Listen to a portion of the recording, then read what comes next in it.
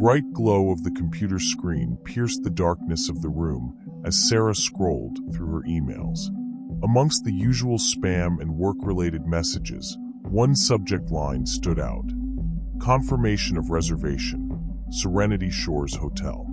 Confusion knit her brows together as she clicked open the email, her eyes widening in disbelief as she read through the details of a hotel stay she had no recollection of booking.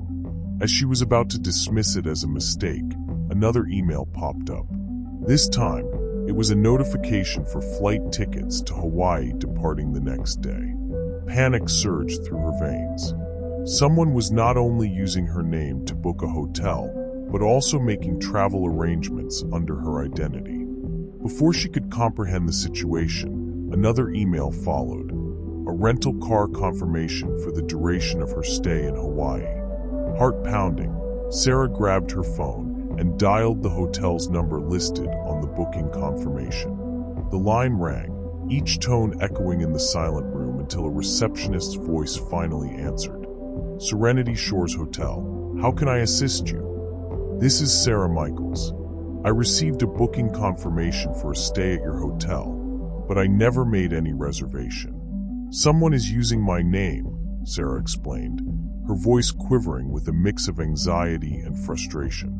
There was a moment of silence on the other end before the receptionist replied, "Oh, Ms. Michaels, you just checked in." A chill ran down Sarah's spine. "What do you mean I just checked in? I'm not at the hotel. Please, I need you to check who is there under my name," she pleaded, desperation creeping into her voice. "I'm sorry, ma'am, but the guest who checked in presented your identification and your credit card details. They even requested not to be disturbed during their stay," the receptionist explained. "Can you describe the person who checked in? Do you have any surveillance footage?" Sarah pressed, her mind racing with questions and fear. "We do have footage, but I'm afraid our guest was wearing a hat and sunglasses, making it difficult to identify them," the receptionist replied apologetically. Sarah hung up the phone, her thoughts spinning. Who could be behind this elaborate charade, and why were they pretending to be her? Determined to get to the bottom of this mystery, she booked a flight to Hawaii for the next day, wanting to confront the imposter in person. The warm Hawaiian breeze caressed Sarah's skin as she stepped out of the airport, the tropical scent mingling with her apprehension. She hailed a taxi and made her way to Serenity Shores Hotel, her heart hammering in her chest with each passing second. As she entered the lavish lobby of the hotel, her eyes scanned the faces of the guests, searching for any sign of familiarity. At the reception, a young woman greeted her with a smile. "Welcome to Serenity Shores. How can I assist you?" "I'm Sarah Michaels.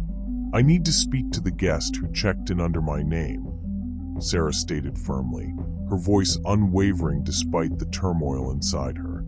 The receptionist's smile faltered for a moment before she recovered. "I'm sorry, but I can't disclose guest information without their consent," she replied, her tone hesitant.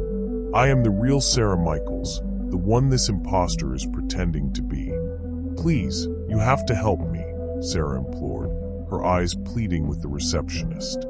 After a moment of contemplation, the receptionist nodded and motioned for Sarah to follow her. They stepped into a back office where a man in a dark suit was waiting. His steely gaze met Sarah's, and she felt a shiver run down her spine. "Ms. Michaels, I believe there has been a misunderstanding," the man began in a smooth, calculated voice. "I am Elijah Black, and I work for an organization that requires discretion in our operations. We had to assume your identity for a mission, and I assure you, it was nothing personal."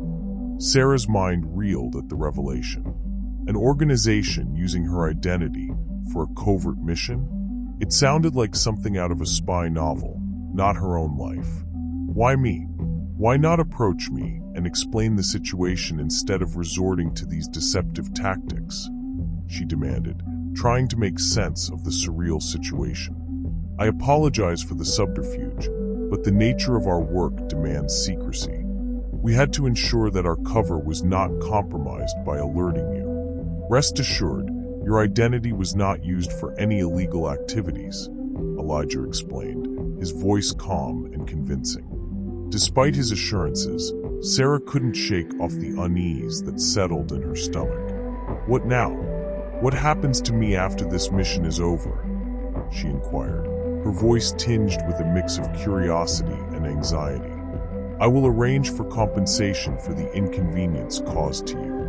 You have my word that your identity will not be misused after this mission is completed, Elijah assured her, his expression earnest.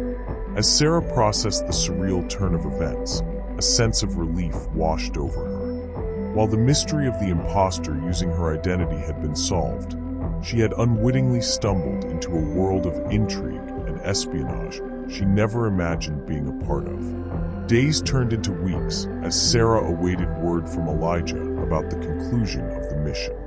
Finally, a package arrived at her doorstep containing a substantial sum of money and a note from Elijah thanking her for her cooperation. It seemed her ordeal was finally over, but the memories of the mysterious mission would linger with her, reminding her that sometimes the truth was stranger than fiction.